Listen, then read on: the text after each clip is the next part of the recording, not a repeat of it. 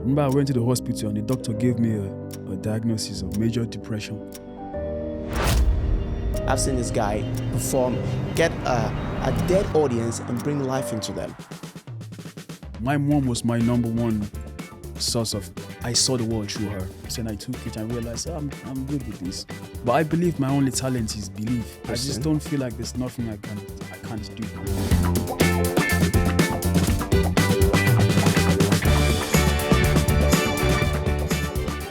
Hey, you beautiful humans, and welcome back to Creative Ones on Anchor Podcast. I remain your host, Chineme Prince.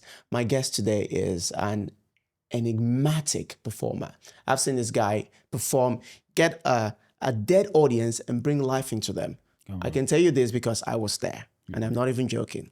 So please welcome Jones, the I.K.O.M boy. It's an absolute pleasure to be here today. My guy, I mean, it's nice. I think I've known you for a little bit. I think my first introduction to you was, I think, a video I saw on Instagram. Yes. And I know that's the thing you introduce yourself as. I know. Whenever you start. But yeah, lovely to have you here, man. How you been? Very well, thank you. What show was that you came to? The All Africa Fest. Oh, Yeah. Everyone was just like dead. And even when they called I.K.O.M boy came, no one said anything. I.K.O.M is no. I'm going to do this at home again. You gotta reintroduce you guys me. have to like hype it up. My mom is watching, so don't let her feel like I made the wrong choice in life. You have to, excuse me, you have to reintroduce me. No. It was a good show because you came and just elevated that whole place. Everyone was having a good time after you came. It's just like vibing and all that. So it was really good to be there amongst the guests. But today is about you. I want to get to know you. Awesome. Where I.K.O.M boy came from. Yes. I mean, I can infer from the name. I.K.O.M boy is like you're from I.K.O.M somewhere in Nigeria and stuff. But like, what was it like for you growing up? Like me, I grew up in the village and then moved to the city when I was about 6 years old. Yes. But what about you? Were you a city boy? Did you grow up like in the village or something like that? I was born in a village, but I have to credit my parents for, I never really felt like a village boy, but I love the village. Do you understand me? I love my cousins. I love my family. I love everything about the village. But there was just always something about me that just knew. I would always have, they call it daydreaming. Yeah. I was a big daydreamer. I'm just always imagining just the biggest. And my mom was very well read, and she's a very educated person. And so she was able to imbibe this culture of, dreaming, reading, she would tell you stories, and she studied history as well. Okay. So she would always tell you stories and tell you things and show you. I didn't even grow up with a TV. I didn't see a TV until I saw one when I think I was 4 years old through a neighbor's window, but I didn't watch a movie or see a TV until I was 9 years old. But, I would go to school and I would come first in my class all the time. And my mom was my number one source of, I saw the world through her, I remember. And so that's how it was for me. I was born in a village house, and then I moved it was Bendege. It's called Bendege in Cross River. Then I moved from there and I went to I.K.O.M. You understand me? And I just have to give my parents the credit for always, opening our minds up to bigger things. And obviously that's led us to where we are today. Yeah. I mean, one of my first musical influences growing up was waking up in the morning and my dad is blasting music, either Igbo music or country music or whatever it is. That was like my introduction into the kind of music that I listened to. I don't know if that was the same thing for you as a kid. Yes, I listened to a lot of music. And I just found out that I really liked music. Yeah. I don't know what it was, but not like people who just, listen to music and dance. I appreciated music. And I absorbed it a lot. I remember in 1996, when they were sending me to go and buy bread in Border Road, and those Igbo guys were playing Tupac. Tupac, Shakur, all eyes on me. I'll listen to it. You understand me? And when I go to church, I'll always sneak from the children's section and go to the choir section. And I'll watch the keyboardist, how he's playing. I'll watch his hand. And one time he turned his eyes, like he looked away, and I began to play the keyboard. He was like, oh. And then one day they were playing drums in church as well. And then I looked at the drum. I was like, I can play. I was so short I could. If I sat down, my leg wouldn't touch them. And so he gave me the stick. Never played drums before, Huh. and just begin. So you can just mimic whatever you see. Yes. And everyone was like that. So I've just always been, I just absorb music. I love it. You understand me? And obviously, we're listening to Prince Nico. We're listening to Tupac. My mom is talking about Brenda Fassie. Oh yeah, she's a legend. You know what I mean? Bob Marley. Then when my dad bought our first stereo system, then there was Michael Jackson. You start, and so I just absorbed all these influences. And now it's like, how come you can sing this way and sing that way? It's like, I grew up like that. Do you understand me? I absorbed all these different things, and that's how it was for me. So what particular time, what sparked your passion for music that you decided, oh, this is what I want to do? At what point did that happen to you? I mean, I knew I loved music. I knew I loved singing. But I just never, the whole music career thing just kind of sprung up on me. I think it was in SS1. Okay. In secondary school. I never wanted to, be like a musician or whatever it is. I was more interested in inventing stuff. I don't know, it was weird. Like creating stuff, making something new. And I was a reader. I was very into literature and poetry, writing poems every day. I think I was the leader of our poetry club in high school that time. And then suddenly in SS1, I began to hang out. I remember I would go, again, the guy who sings in the church fellowship, he was our superstar in school that time. Yeah. So I'm like, how is this guy singing like this? And so I would follow him everywhere, literally like back to back. Bro, teach me this thing. It was just out of curiosity. It wasn't because I wanted to be a musician or nothing like that. Yeah. Never wanted to be. And he would take me to a corner and say, freestyle. Interesting. Yeah, like that, freestyle. And I followed him all through SS1. And then SS2, I started making songs with some guys, like like that, Yeah. And then again, I was just making music for the fun of it. Yeah. Of course, you would go home during the holidays and you'd write your songs, your little songs, hear my song, but it wasn't like, oh, I want to be like a big superstar. Yeah. I think it was when I went to Malaysia. I went to Malaysia when I was 16 and I had a lot of time to myself. And I just began to absorb more music. I would spend just days listening to Bob Marley, listening to the Beatles, just listening to music. And then I began to develop. It's like when you get full, you want to overflow. Yeah, of course. And someone introduced me to Fruity Loops, and I took it and realized, I'm good with this. And so the interest is like you're like a magnet picking up bits and bits of metal, as it goes along. And 2006, 2007 was when I really got into, because people started encouraging me as well. It's like, you're a good singer. Why don't we do something with you? And 2007, someone called Sam, he would go on to manage Yemi Alade and some artists. Yeah, okay. He's working in the government now, big man. He called me and he said, listen, there's an audition for an event called the College Model Fest in Malaysia. And all the colleges are coming together to model. And they're trying to audition people to see who will sing. Yeah. And I went there and they gave it to me. It's like a 16, 17-year-old boy. And that was the first time I was on stage and singing and people are crying. I was like, what's going on? So that's when it all started. Yeah. Like officially. So there wasn't like a moment of, I just found myself doing it. You understand? So basically just kind of grew on you. It just grew on your ability to adapt to like any kind of musical scene, like instruments or whatever, does that apply to every instrument? Is just like a certain instrument, or you haven't tried any other kind of musical instrument yet? I have a very strong belief in myself because it has shown me over the years. My life has shown me over the years that whatever I put my mind to do, I can do it. And so I learned all the 4 major instruments just by observing. Okay. I wouldn't say I had a teacher. I would say, press this button, do this. I remember a guy was trying to teach me keyboard and I just got to one point and he said, stop coming here. He literally just looked at me and, don't come here again. Okay. He snatched.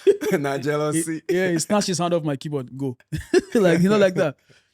And I've been thinking about getting into learning the trumpet recently. Oh, okay. But I feel like it's just, if you have a basic knowledge of stuff, I think most people just look at things and say, I can't do that. And they've never even tried it. Interesting. Do you understand me?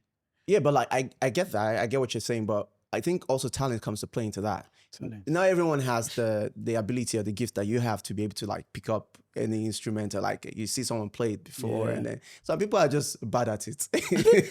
You're not lying. It's the truth.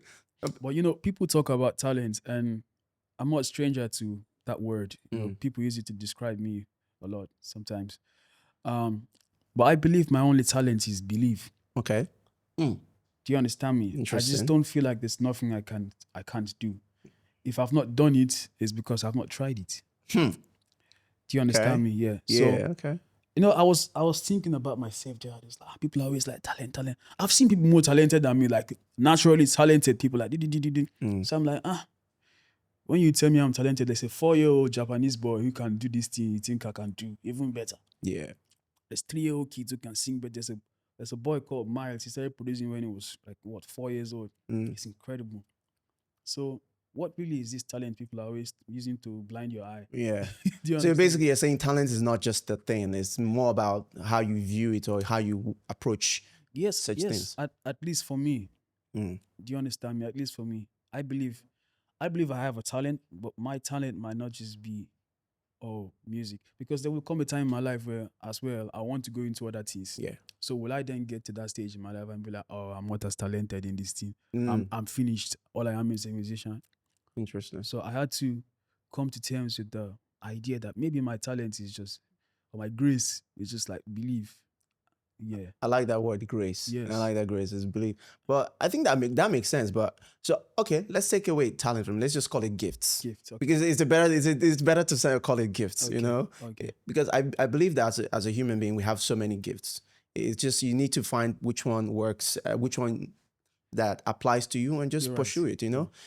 What someone said, I want to leave this world empty. You know, I want to use all the gifts that Yes. God has given me Yes. and all that.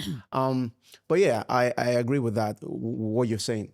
Yes. You moved to Dubai for studies at some point, you know, yeah. and when you moved to Dubai, you got signed to a record label, Greenlight Recordings. That must have been an exciting time for you, no?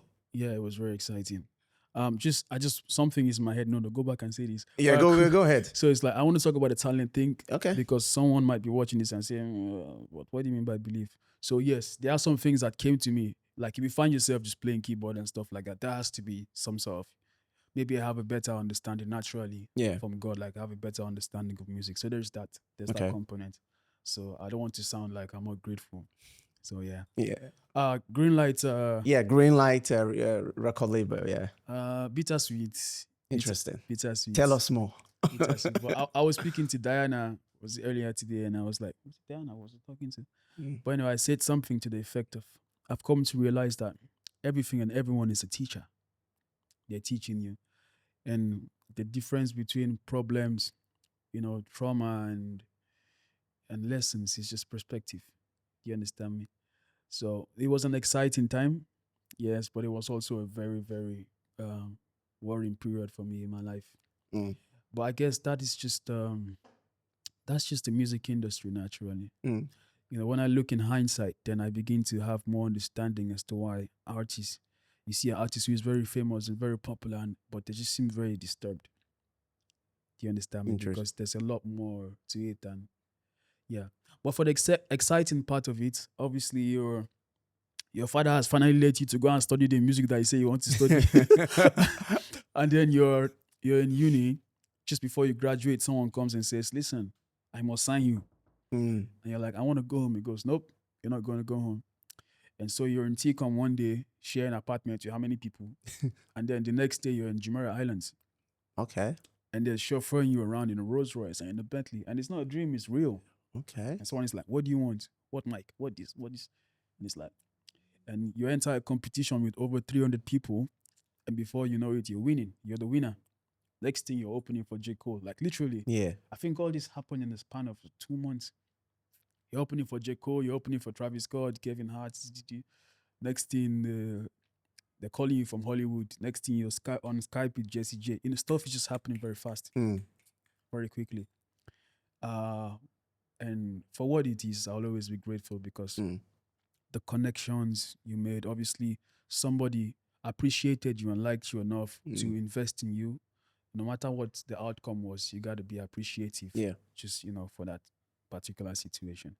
When all this was happening, did you for a moment did you have a moment like sit down and be like, what is happening? Was there a moment where it was like, what is happening? Is this really happening? Is this a dream or just reality or something like that?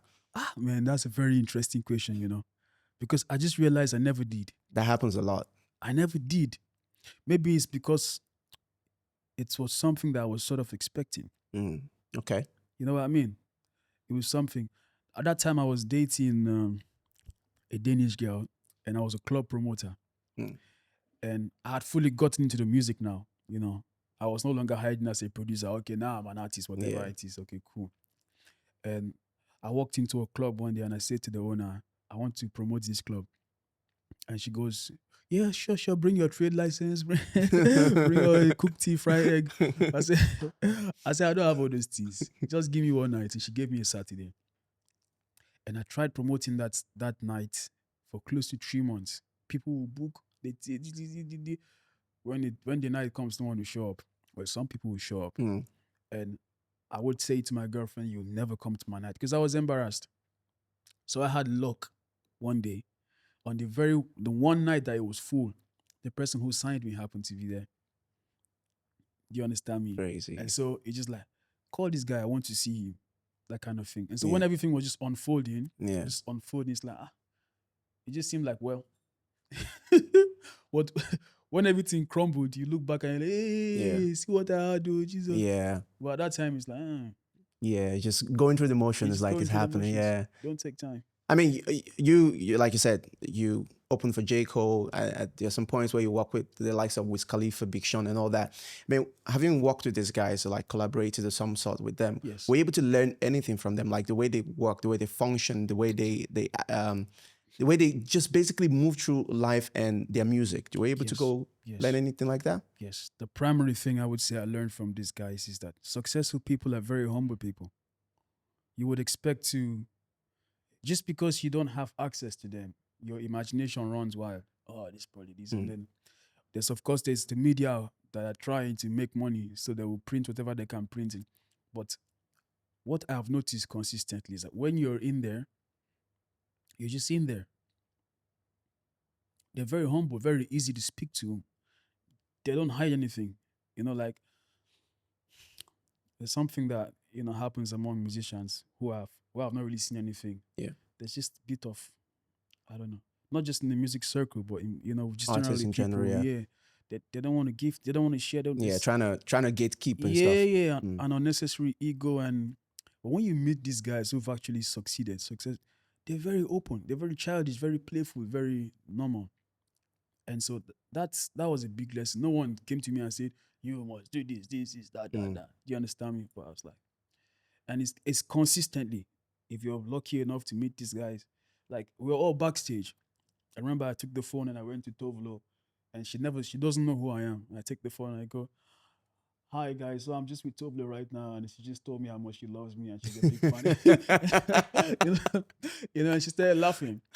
But you can imagine, like, a B-list artist in Nigeria. Yeah. You cannot really try that. Nah. Someone might break your phone. You understand what I'm saying to you? So there's something about humility that artists need to study. Yeah. And that's what I learned from those guys. But I think the studying about the humility thing, I think it's also like how you grew up and the your exposure level, really, because I've heard stories about like A-list actors that have been, jackasses and stuff like that. So I think it's also like the kind of person you are and the way you grew up. You talked about artists in Nigeria, the Afro beats. I don't really understand why yours is urban Afro and different from Afrobeat. Can you give me a little bit more insight into that? Well, I should update my online situations there now, because urban Afro is what I used to call my music. So I think I've not updated that, but yeah. I guess when I was coming up with that term, and I can still speak from that point because I don't feel much differently now. Okay. I was trying to be as authentic as possible. Because people say, oh, you're Nigerian, so they expect you to have some sort of like mentality, swagger. Okay. But bro, listen, I'm Nigerian. Like, I was born in a village, and then I went to primary school, then I went to boarding school, federal boarding school. for 6 years. Straight after boarding school, I went to Malaysia. Straight. So I've been outside Nigeria for longer than I've been in Nigeria. So, of course, the foundation is there, but I cannot neglect the influences that have made me who I am. And that also reflects in my music. Do you understand me? So I may not be current with certain slangs that they're using in Lagos or in Abuja and stuff, or certain sounds even. Yeah. But the sounds that I've developed with myself, from my environment, it's okay for me. So you will hear a lot of Afrobeat in there, but you also hear blues, R&B, DCs. And so I was like, urban Afro. Your sound is quite it's quite experimental for the most part. It's like sometimes I hear new song from you, I'm like, oh, that's like vibes, bro. Like how's that going? Like I think my favorite jam right now of yours is Pepper Soup still. It's been out for like months. Pepper Soup, Pepper Soup is such a vibe, bro. It's my favorite too. I know. What were you thinking? Were you having Pepper Soup? Because if for who doesn't know who Pepper Soup is like one of those delicacies from Nigeria that as a Nigeria boy or girl, you have to love it. Were you having Pepper Soup when you came up with that song, or was just something that just... This is interesting. Sometimes the song tells you what you want. When I was singing that song, I was in I'm looking for the words here. But basically, I was in a time in my life where I felt like there was a lot of opposition in my life. Okay. And I was starting to pay too much attention to it. And that's a no-no for me. Okay. And so I had to do something to sort of neutralize everything. And so the first two lines of the song is, I'm gonna shout out to opposition. And then they give me the motivation. Because even where I was staying, I felt like there was a lot of like strife, like, Yeah. And so I finished that song without the chorus. The chorus was just a beat. And then I was like, something is missing. Something is missing. Something is missing. And then those lines came. We go, de pepe. Nigerian, when you say go pepe them. It's like, you're mad. Are you mad about the stuff that's happening? Yeah, okay. Show them, Go de pepe, pepe soup. I was like, should I leave it? Should I take it out? Should I leave it? Should I take it out? I ended up leaving it. And that's people's favorite part of that song. You understand me? It is. It's such I got lucky. Yeah, such a vibe, bro. I got lucky.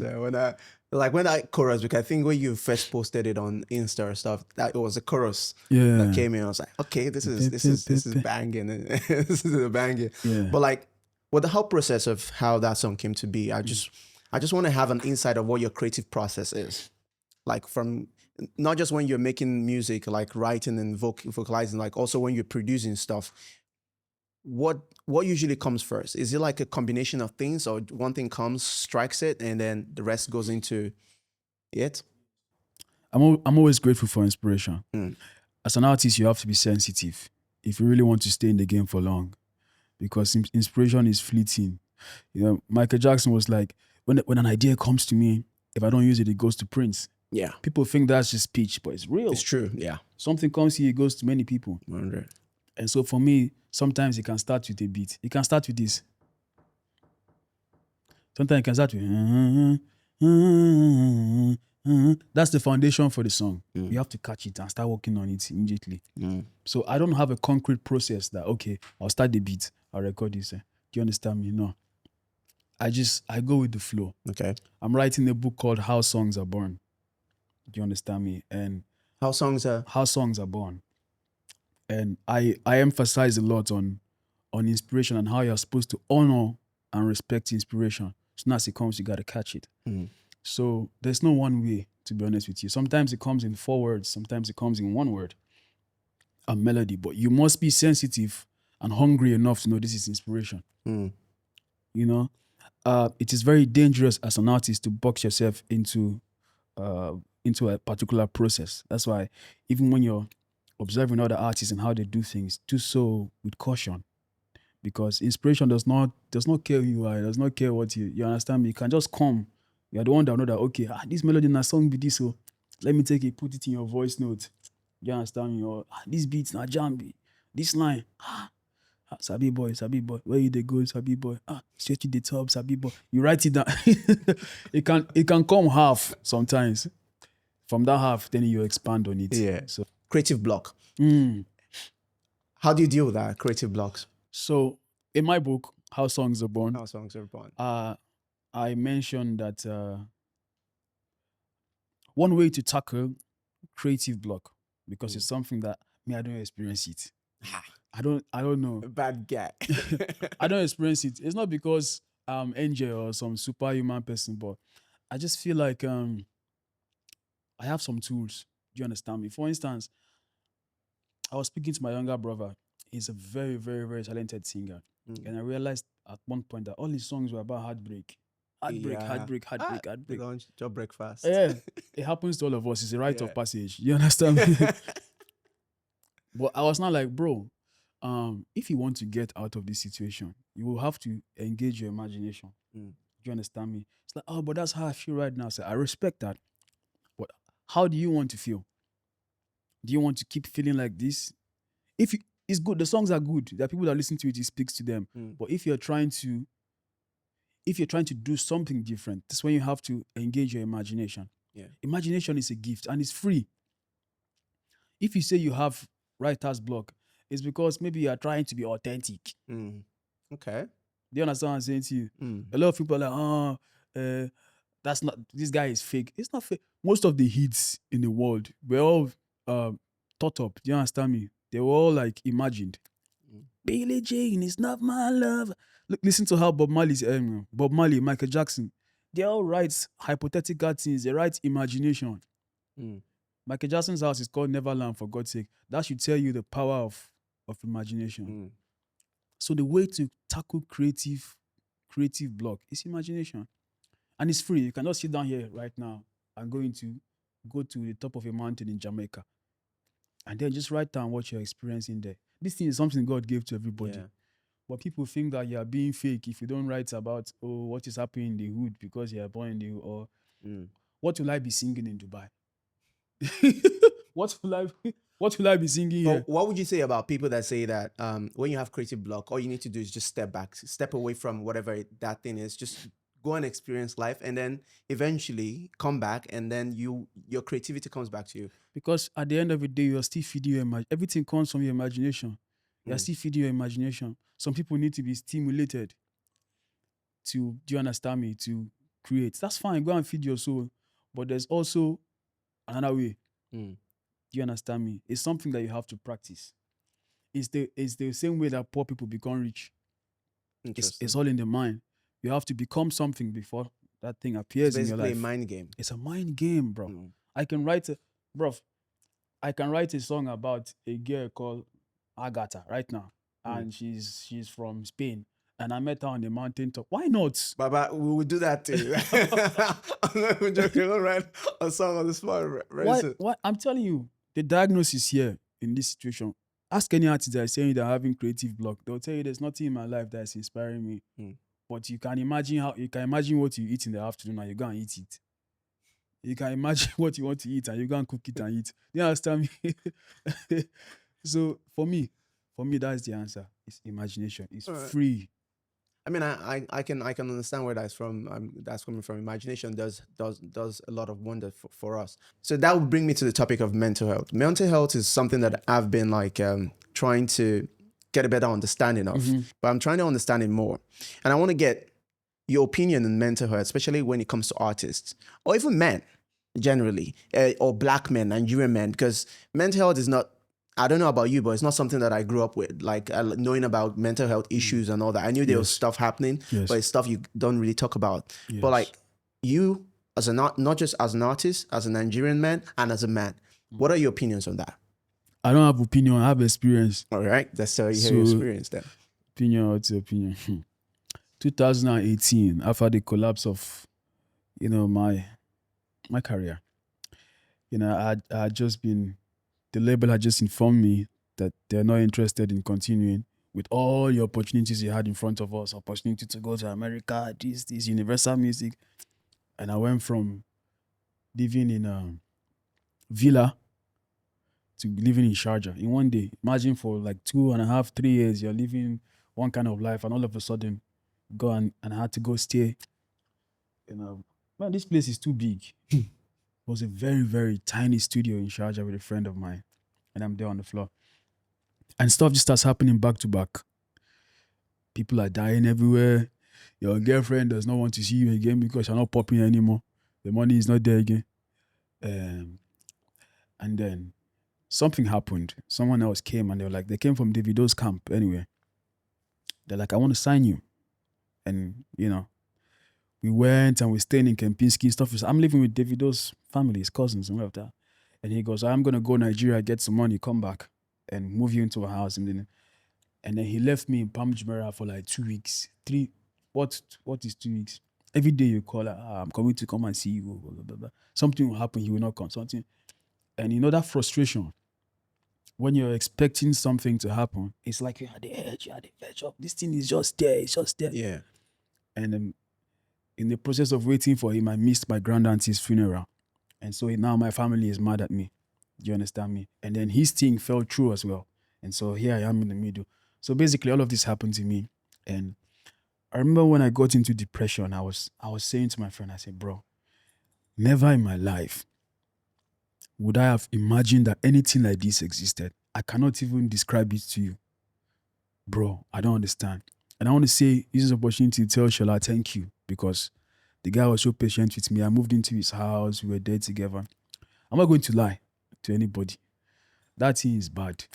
I remember I went to the hospital and the doctor gave me a diagnosis of major depression.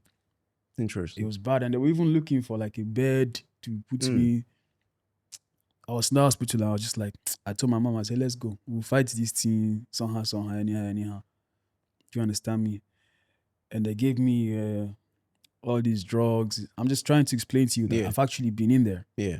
And I threw them away. I said, listen, I took for some days and I threw them away. I don't want this. I'll try and fight. This thing came somehow. It will go again somehow. And I came back to Dubai. And that was what began my mental health journey. Do you understand me? I remember the day I took the decision on the road. I was like, listen, from today, I'm going to fight this thing. I said, small. Me, you can see I'm wearing God first today. Yes, sir. Because the thing that saved my life, there's a place you go to in your life that is only God that can help you. And I wouldn't say I disrespect, but I find it hard to completely respect anyone that does not have a component of God in their life, because that means you have not seen something that requires a higher power. We are still chilling. I had everything. Even when I came back to Dubai, I was all right. Like, the money is here, this is opportunity, but I was just tired. Like, the engine was off. It was not starting again. All of it, suicidal thoughts, everything, I was there. And only God was the one that brought me out of it. Yeah. Do you understand me? So mental health is a very, very, very real thing. And it's an everyday battle. Yeah. It's an everyday battle. You need to get into whatever helps you. You need to maintain that thing. Do you understand what I'm saying to you? You have to be able to maintain it. And if anyone who is going through something like that comes across this, I want to tell you that there's a way out. Yeah. But the only advice I can give anybody in this world, as someone that has been there, that has tried everything, therapy, this, speech, prayer, only God can help you. True. That one, I remove my hand and put. Do you understand me? I can't advise you. I can't tell you anything. I agree, because man. when you're there, they're talking to you, he's entering here, he's going out from the other side. Yeah. You don't know. You don't know. But me, I can tell you that I'm someone that went through that thing and I'm where I am today. Even the things that brought me down before, they came again. Do you understand me? But when they came again, it was as you're stronger now. I've been here before. Yeah. It did not last. Do you understand what I'm saying to you? So it's real. I acknowledge it.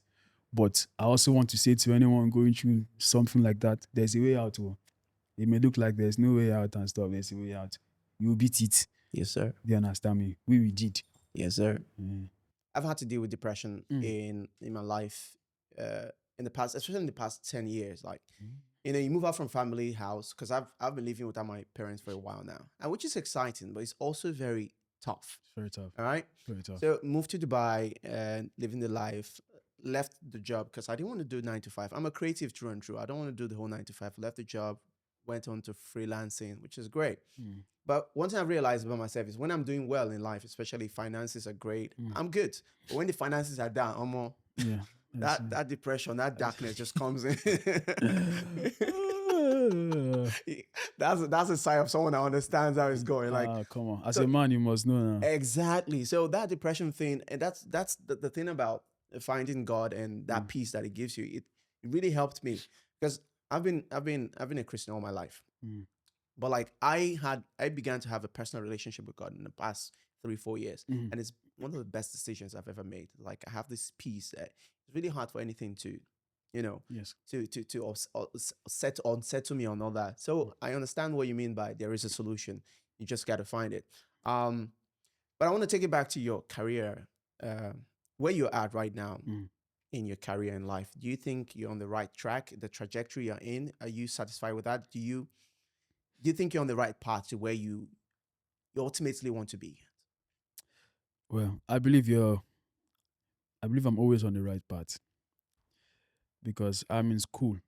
I'm in the school of life. Mm. You know, when you're growing up, you have dreams, and when things begin to happen that seem to be bringing you closer to your dream, you want to get there. You want to get there. You want to get there. Yeah, in a hurry. But I realize that there's no difference between the process and the actual dream itself. When you get to that dream, you have another one.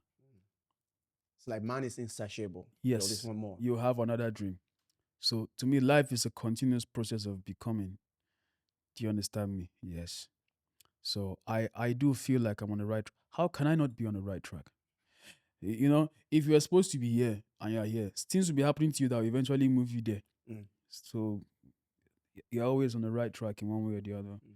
It might not be where you want to be, but trust me, you're on the right track. Yeah. You're on the right path. I mean, I suppose there's I can understand that. It just goes with that saying that says everything happens for a reason, right? Yeah, yeah, So you just gotta find the reason and keep going. exactly. So I promised you earlier when you said that you can make a song on. Yeah, Got- yeah. so I'm just gonna before we round up, I need to do this because when the actors are here, I give them a word and they come up with like a scene and stuff. I want to do that with you.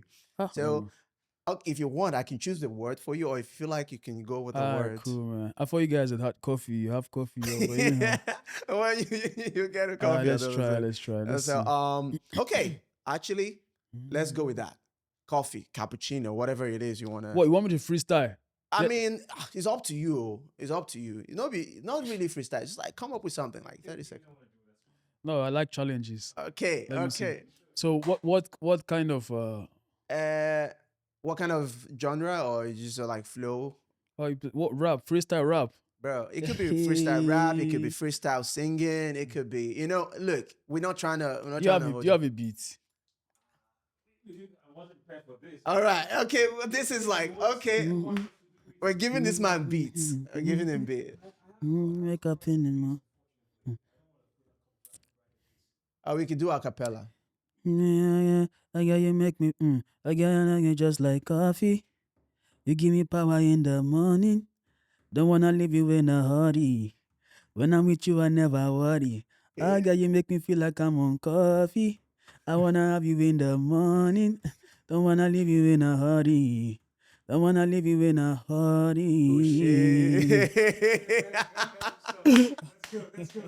Oh, shit. See this guy, he has it. It's a gift, man. It's a gift. I don't know what anyone else is saying. It's a gift. But as a rounding up, I want last words from you. Yes.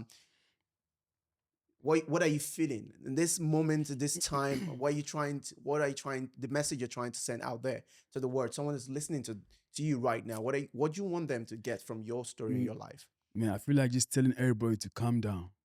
Do you understand me? Calm down and enjoy people, enjoy the moments, enjoy yourself. Everybody and everything is a lesson. Everything you want, you get it eventually. You understand me? Just be grateful for your experiences. There's a difference between trauma and troubles. It's just perspective. Perspective. You can go through life gathering up trauma, or you can just go through life gathering up lessons. You can go through life, oh, this person is bad, that person is bad, but in every bad there is good. Do you understand what I'm saying to you? So the biggest secret I have in life is decide to enjoy people. DMX said, trust people to be who they are. That is listen, you know what you have to experience to get to that point. Do you understand me? So just calm down. Anything you want in life, take it from me, you get it. Honor God. 100%. Honor God. Honor people and enjoy yourself. Chill. Man, this has been one of the most exciting conversations that I've had on this podcast, and that's all thanks to you. Thank you. Yes, thank you for giving us this this very exciting time, this exciting moment that we're in right now. And hopefully we get to see more of your stuff, because I know you're always putting out stuff. You're putting out music, and dude, I'm excited for you. I'm excited for what you're doing. Thank you. For what you're going to do. Yeah. And my eyes, I'm always looking, I'd always check. Yes. They're like, I'm always looking out for everything. So. I want to give you guys an official invite. Okay. We're working on a very private event called Realm. Right. Okay, it's Regal Echelon of Arts, Lifestyle, and Music. Okay. So I'm just gathering together some creatives to experience my music with me. Okay. Before we can go on to do, to have a bigger, do you understand? All right. So I want to take this opportunity to invite you guys. Invitation accepted. I'll be happy to see Invitation accepted, my guy. Okay. We'll be there. Awesome. We'll be there. Awesome. Thank you. Like I.K.O.M says, calm down, honor God, honor man. All right? Do remember to follow us on all platforms. We'll release episodes every other week. All right? Until next time,